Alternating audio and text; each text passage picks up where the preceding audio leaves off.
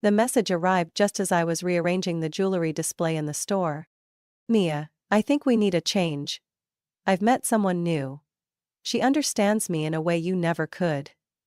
I'm moving to California with her tomorrow. I've also withdrawn all the money from our joint account. Hope you'll be okay. Good luck. I stared at the screen, unblinking. My hand still held the crystal necklace I had been about to place back on the rack. Outside the glass window, the crowd bustled past, the warm hues of the setting sun reflecting off the brick-paved sidewalk. A soft chuckle came from behind me. Mrs. Richmond, a regular customer, was trying on a wine-colored silk scarf in front of the mirror. Does this suit me, Mia? I nodded, offering a calm smile, as if my entire life hadn't just been shattered by a single text. You look wonderful. That color really flatters your complexion. I wrapped the scarf in the boutique's signature elegant silver wrapping, accepted her cash, and walked her to the door. Only when the door chime signaled her departure did I allow myself to take a slow, steady breath. Michael had just left me, over a text message. But I wasn't surprised. The signs had been there all along. Clear as cracks in an old mirror. The unusual overtime shifts. The calls he never answered in front of me. The sudden obsession with his appearance. Hitting the gym 5 times a week. Switching colognes. Buying younger, trendier clothes despite being 44 years old. 3 months ago, I had found an expensive restaurant receipt for the very night he had claimed to be working late. I hadn't cried. I hadn't confronted him. I had simply opened a new bank account. A week later, when he suggested merging all our accounts to simplify things, I had smiled and agreed, while quietly transferring all my savings to a secure place. The joint account he had just cleaned out? It had exactly $3,200 left in it, just enough to keep him from getting suspicious these past few months. As for my real savings, I had protected those long ago. My phone buzzed again, another message from Michael. Don't text me begging to take you back. I know you're hurt, but this is for the best. I'll send someone to pick up my stuff later. And don't worry, you still have your little shop to keep you busy. My little shop. The boutique I had built from nothing, which now made far more money than his mid-level management job ever had. The business he had always dismissed as a hobby, whenever I stayed late working. I looked down at my phone and smiled, not because I found any of this amusing, but because I knew, by tomorrow, Michael would be learning a lesson he never saw coming. I set my phone down on the glass counter, my fingertips brushing over its cool surface. I wasn't panicking, I was simply thinking. Going over everything in my mind, to make sure I hadn't overlooked a single detail. I hadn't. Everything had been prepared in advance. 3 months ago, when I found that high-end restaurant receipt on the night Michael had claimed to be working late, I hadn't caused a scene. I had simply tucked it into a small file. A file that now contained dozens of other receipts and suspicious transactions. After that, I had opened a new bank account at a completely separate bank.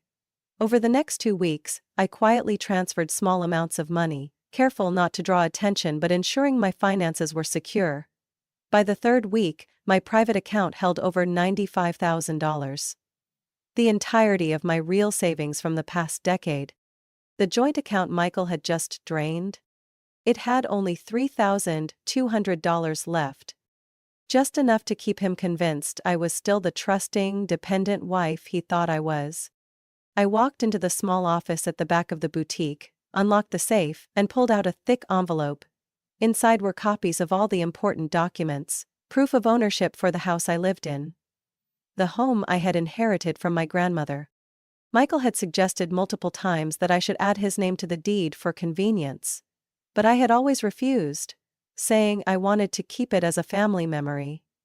A perfect excuse to hide my real intentions. That house was mine, 100%. And I had never let Michael have any legal claim to it. I checked another folder. Business registration papers for the boutique I had built from the ground up. From the start, I had structured it as an LLC, with myself as the sole owner. Michael had zero legal rights to it, no matter what lies he might try to spin. Everything had been planned.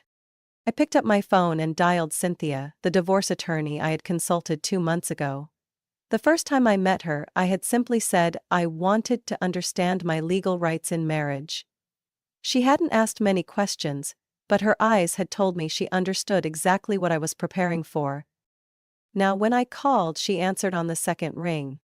"Cynthia, it's time," I said simply. No explanations, no hesitation. "Has he left yet?" "He's leaving tomorrow, but he already drained the joint account and I have proof in the messages." "Good. I'll file the paperwork first thing in the morning. We'll request a freeze on all remaining joint assets.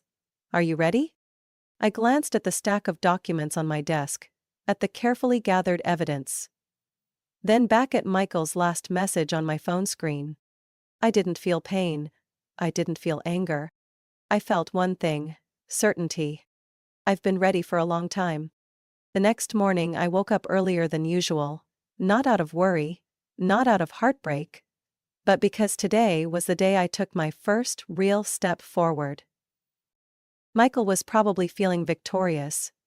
I could picture him and his new girlfriend, Sophie, if I remembered correctly, excitedly packing for their fresh start. A new beginning, a new life. A perfect win. Only, he was about to learn that not everything was going according to his plan. I got out of bed, poured myself a cup of coffee, and opened my laptop. A few clicks later, I logged into my bank account and checked the balance. The joint account was indeed empty, just as Michael had boasted. I wasn't surprised, I just smiled. Then, I picked up the phone and called the credit card company. "Hello, I'd like to report some fraudulent charges on my joint credit card with my ex-husband." The customer service representative's voice on the other end of the line was polite yet professional. "Please provide the details, ma'am." I glanced at Michael's message and listed them out one by one. 2 first-class plane tickets to Los Angeles. Booked yesterday. A 4-star hotel reservation in the city center, also booked yesterday. An expensive dinner at a well-known restaurant, scheduled for tonight. I have a message from my ex-husband admitting that he used the joint account without my consent. I can send a screenshot right now. There was a brief silence before the representative responded. "We'll review this immediately. If everything checks out, we will cancel these transactions and deactivate the card. Additionally, we will remove his access to this account." I sent the screenshots and waited. Within minutes, the representative confirmed. "The transactions have been reversed. Their plane tickets are now invalid, and the hotel reservation has been cancelled. Thank you for reporting this promptly." Perfect. I set my phone down and checked the time. If my guess was right, Michael and Sophie were probably on their way to the airport right now. And soon enough, they would realize that their so-called honeymoon getaway no longer existed. Right on cue, a message from Michael popped up. "Mia, what the hell did you do? The plane tickets aren't working, the hotel says the reservation was cancelled, you think you can pull this childish stunt?" I didn't respond. I simply sat back, sipping my coffee, savoring the moment. Less than 5 minutes later, another message appeared. "Whatever, I don't need an expensive hotel, you know what? I'm still going to have a way better life than you, stuck in that tiny shop with your boring little life." I laughed. He actually believed he was still in control, that he could still get under my skin with his arrogance. But no, Michael, you've lost everything, you just don't realize it yet. Around noon, while I was checking inventory in the back room of the store, my phone buzzed with a call from a number I recognized immediately. Mrs. Carroll, Michael's mother. I wasn't surprised. I had predicted she would call. I answered and brought the phone to my ear. "Mia, what is going on? Michael told me you deliberately sabotaged his plans, that you're taking revenge in such a cruel way." Her voice carried a mix of panic and anger. I could picture her sitting in her leather armchair in her living room, gripping her phone tightly, trying to make sense of everything. I took a deep breath, keeping my tone steady. "Mrs. Carroll, do you want to hear the truth or do you just want to defend Michael?" "The truth? He told me you drained the joint account, and now he has nothing." I chuckled softly, even though she couldn't see me. "That's interesting. Because according to the message I received from Michael himself, he bragged about withdrawing all the money from the joint account before leaving. I have screenshots if you'd like to see them. Silence. I continued. He also used our joint credit card to book flights and a hotel without my consent. That is financial fraud, and I simply reported it to the bank. I have his messages admitting to this. Would you like me to send them to you? A long pause stretched between us before Mrs. Carroll finally spoke again, her voice no longer filled with anger, but laced with hesitation. He didn't mention that part. I shrugged. Of course he didn't, because the truth doesn't work in his favor. But Mia, did you really have to do this? He's my son after all. I gripped my phone a little tighter, keeping my voice measured. Mrs. Carroll, I respect you, but Michael is not a victim. He betrayed me, stole money from our account, and thought he could humiliate me and walk away without any consequences. Do you really think I should have just let that happen? Another long silence. I need to talk to him. Good, you should do that. I hung up before she could say anything else. That evening I received a message from Sarah, Michael's younger sister. Mia, can I call you? I replied with a single word. Sure. Seconds later my phone rang. I picked up. Mia, I'm sorry. I stayed silent, waiting for her to continue. At first I believed Michael. He told me you had controlled him for years, that you always made things difficult for him, and never let him have his own life. But then I saw the messages you sent to Mom. I saw how he bragged about taking the money, and mocked you. She paused, her voice trembling. That's not the brother I thought I knew. I sighed, my voice softer than it had been with Mrs. Carroll. Sarah, I don't blame you, but this is who Michael really is. He never thinks about anyone but himself. I know. I just wanted you to know that not everyone in my family supports him. I smiled slightly. Thank you, Sarah, I really appreciate that. The call ended and I set my phone down. Outside the window, the sky was growing dark. But inside, a small flicker of relief began to glow. Michael's family and friends were starting to see him for who he truly was. And this was only the beginning. That morning, I walked into the courthouse with my back straight and my head held high. There was nothing to fear. Everything had been meticulously prepared. Across the courtroom, Michael sat with a scowl on his face. His suit looked like it hadn't been pressed in weeks, and his hair no longer had that polished shine. Sophie wasn't there. I guessed their grand love story hadn't lasted as long as Michael had imagined. My lawyer Cynthia flashed a confident smile as we took our seats. The judge entered, and the room fell silent. The hearing began. Mrs. Harrison, you are claiming that the defendant, Mr. Michael Harrison, committed financial fraud during your marriage? Cynthia nodded and began presenting the case. We have clear evidence that Mr. Harrison withdrew all the funds from the joint account, without my client's consent, and used the joint credit card to book flights and hotel accommodations for a trip with his girlfriend. We are submitting messages, in which the defendant admits to these actions. She placed a thick file on the judge's bench. I saw Michael tense as his lawyer flipped through the documents, likely realizing for the first time exactly what he had written in his arrogance. The judge frowned as he reviewed the evidence. Mr. Harrison, do you deny withdrawing funds from the joint account without prior notice to your wife? Michael swallowed hard. I just thought I had the right to take that money. Are you aware that doing so violates marital property laws while the divorce is still pending? He didn't answer. Next, Cynthia presented documentation regarding my assets. The house, the boutique, my private bank accounts. All legally in my name, either before the marriage or completely separate from marital property. Your Honor, Mr. Harrison has attempted to dispute my client's ownership of her business.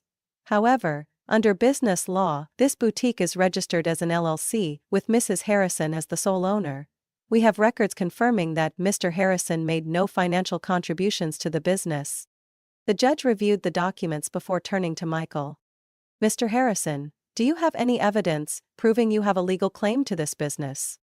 Michael opened his mouth as if to argue, but his lawyer placed a hand on his arm, silently warning him. After a few moments of silence, his lawyer finally spoke. Your Honor, the defendant has no evidence to support this claim. The judge nodded. Then, I will issue my ruling. Michael held his breath. I remained calm. The court orders that the full amount withdrawn from the joint account must be repaid within 30 days. If not, the plaintiff has the right to seek asset forfeiture to recover the funds. Furthermore, the house and boutique are legally owned by the plaintiff, and the defendant has no claim to either property. Michael blinked rapidly, his mouth opening as if to protest, but no words came out. The judge continued. Additionally, given the evidence of financial fraud and the defendant's intentional actions to cause harm to the plaintiff, I rule that Mr. Harrison is not entitled to any spousal support post-divorce. Michael shot up from his seat. This is insane. I have rights too. I supported her for years. That shop is what it is today because of me. The judge slammed the gavel down. Mr. Harrison, remain silent immediately or I will have you removed from this courtroom. Michael clenched his fists, his face turning red with rage, but he didn't dare say another word. I simply watched him, expressionless, as if observing a play where I already knew the ending.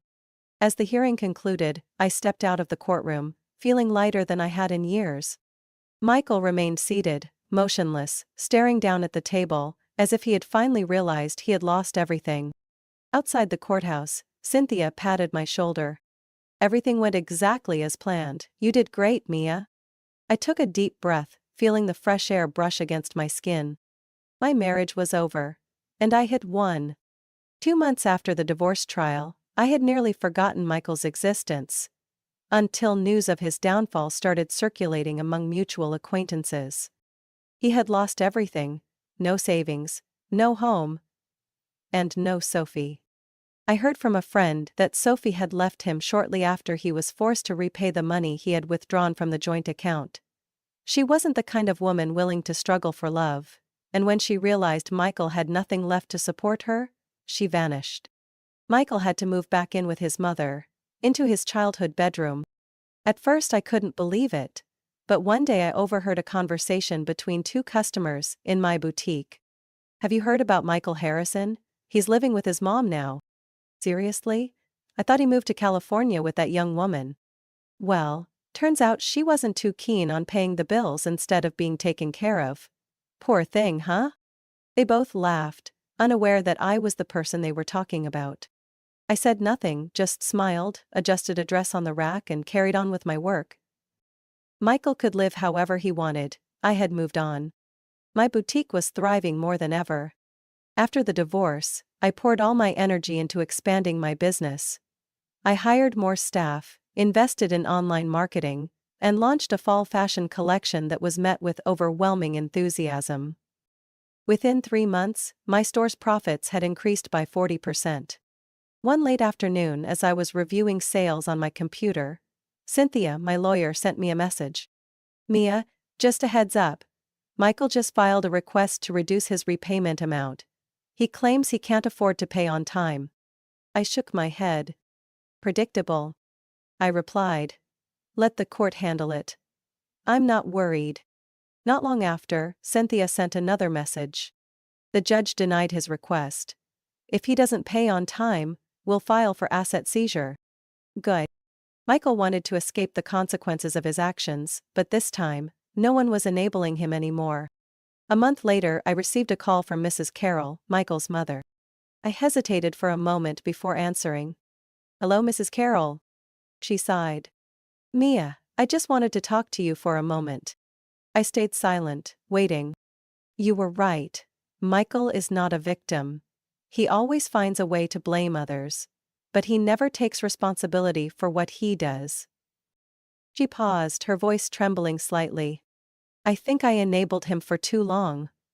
I thought I was supporting him, but in reality, I was just making him worse.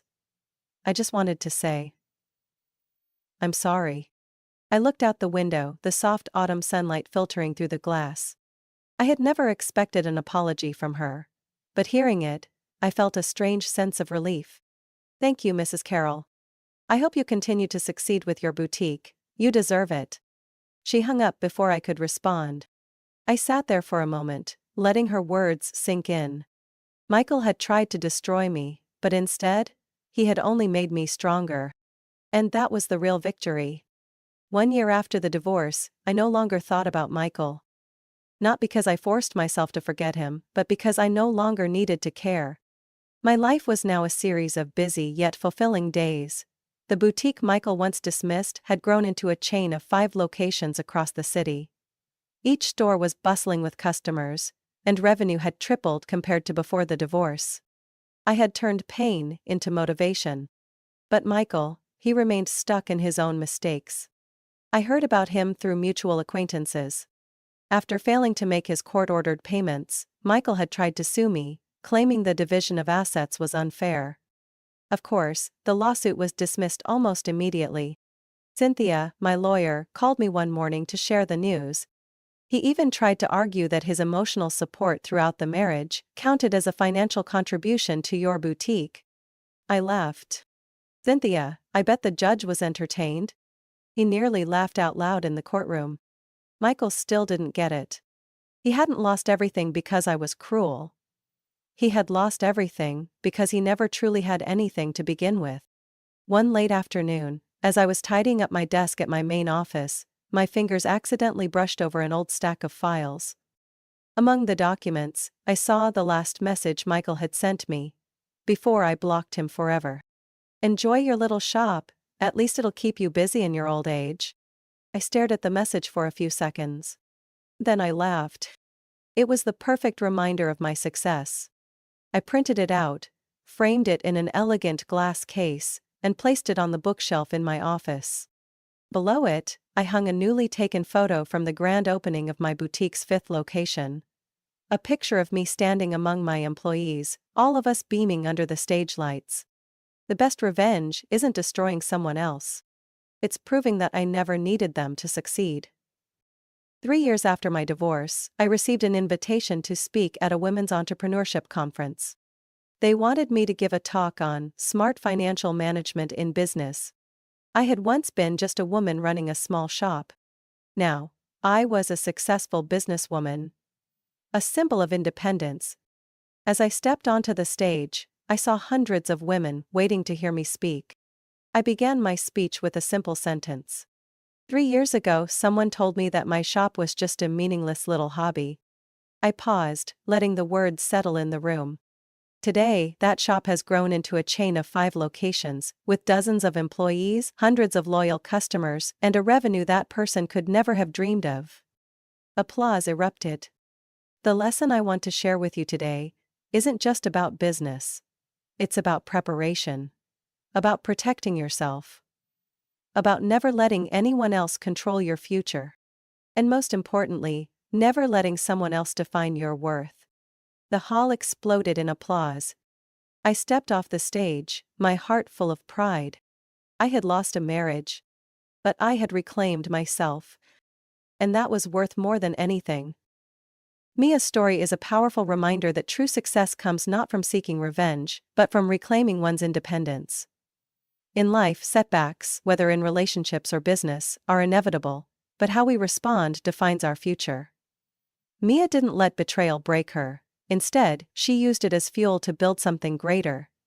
Her journey teaches us the importance of financial awareness, self-reliance, and never allowing others to dictate our worth. Whether in personal life or entrepreneurship, preparation and resilience are key. Success is not about proving others wrong.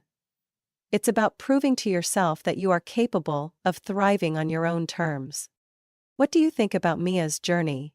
Do you believe success is the best revenge? Or should justice go beyond personal growth? Share your thoughts in the comments. And don't forget to follow the channel for more powerful stories about family, resilience, and taking control of your own destiny.